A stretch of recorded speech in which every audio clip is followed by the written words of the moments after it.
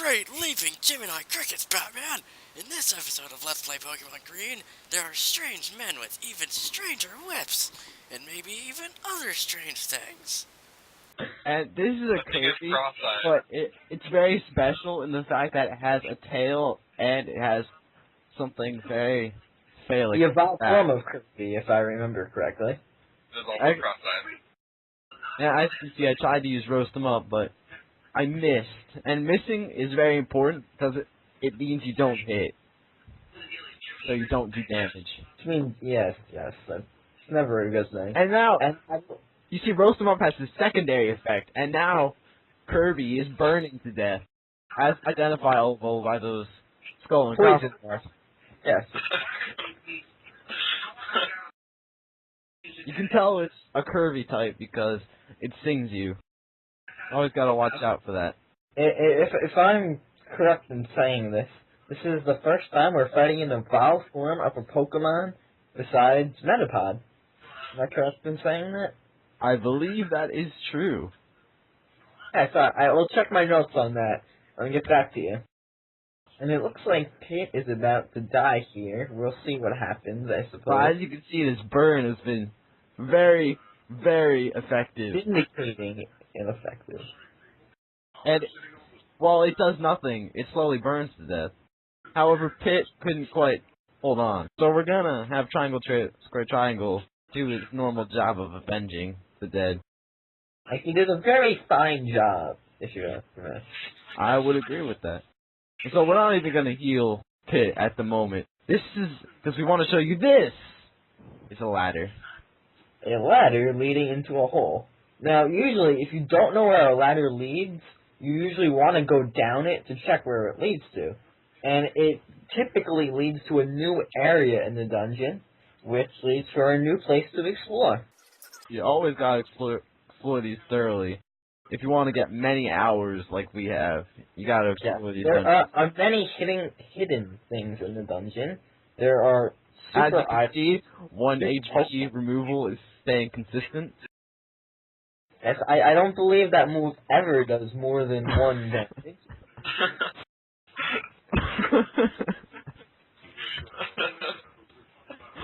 Oh, and now there's a ladder inside of a ladder. Wow. So you go down one ladder only to find another ladder directly in your path. It's like a dream within a dream. Yeah, only that never actually happens. Says in Inception. And that's 1 Which is a HP. great movie and you should all see it. That's the Pokemon. And that's a nice level up again. Very sexy indeed. And as you can see, we're surrounded by blocks. And there's a man dressed in black. Although I don't believe he's related to the movie. And one problem I have with this game. What? One problem I have with Pokemon is that it has whips. 5 whips in a children's game. That's just not right. I go for it. Oh. And this is Hunchback Pokemon. What are superpowers? Its superpowers are the ability to scratch you, which really only does slightly more than 1 HP removal.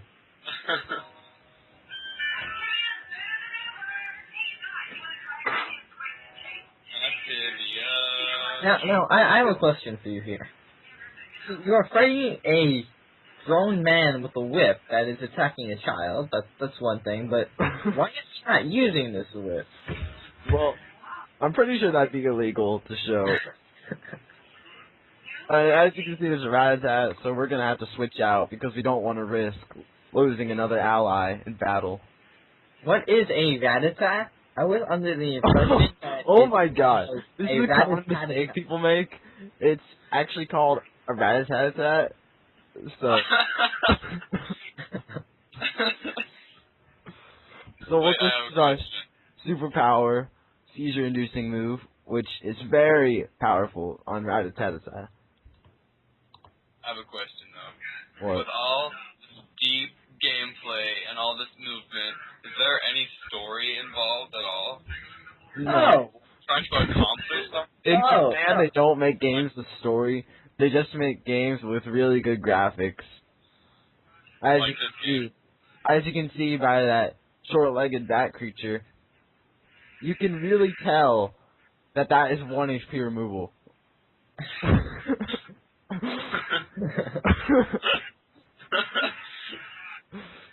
So, but there's no story. You're just going around.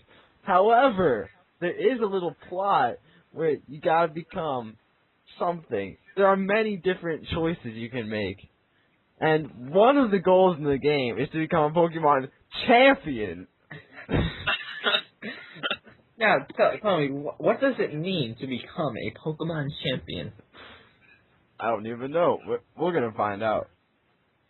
But it's completely unrelated to anything resembling a plot. If you were getting that impression. Oh no, I wasn't. That would be silly. Yeah, my question's answered. And this one is a pretty powerful little fat short-legged creature. However, it still can't utilize anything but 1 HP removal. Oh, this one actually knows a special move. Wow. What's Called- all that? I don't know. Since it clearly did not affect the result of the battle at all, it probably does nothing. And you see, we got an item. And that's an item, alright.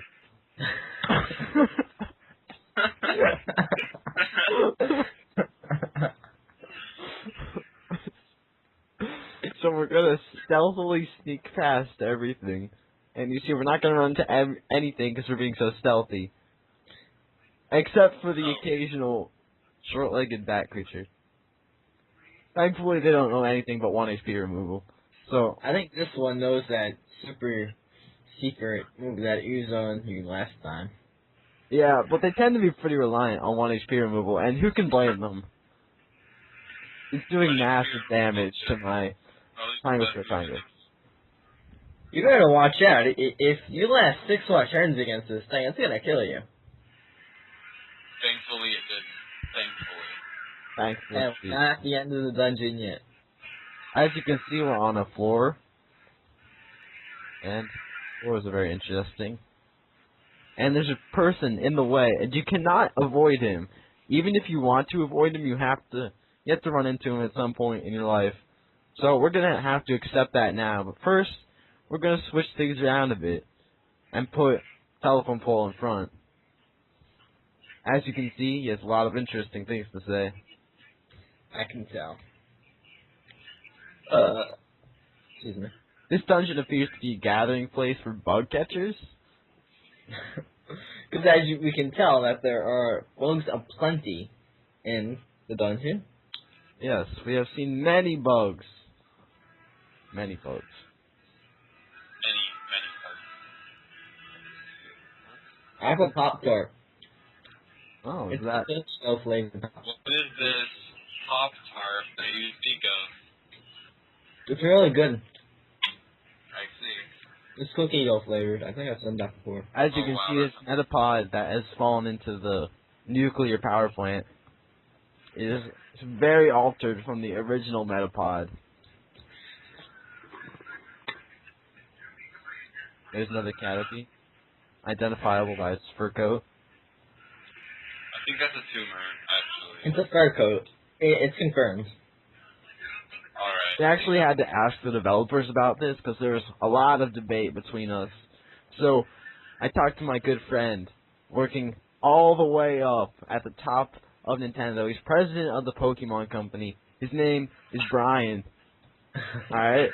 So I was talking to my good friend Brian, and I'm like, hey, I was playing the best game in the series, Pokemon Green, and I noticed that this canopy is something resembling a fur coat. Can you confirm or deny this? And he confirmed without any hesitation that it was a fur coat. What else did you talk to this Brian about?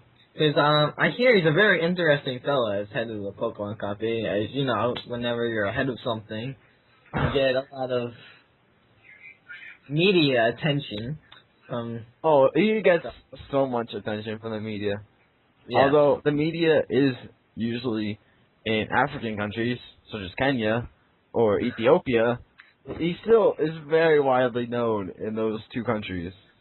I also heard that, I'm not sure if this is true, but he is the creator, I don't know, I just heard it somewhere, I don't know if it's true, don't get me wrong.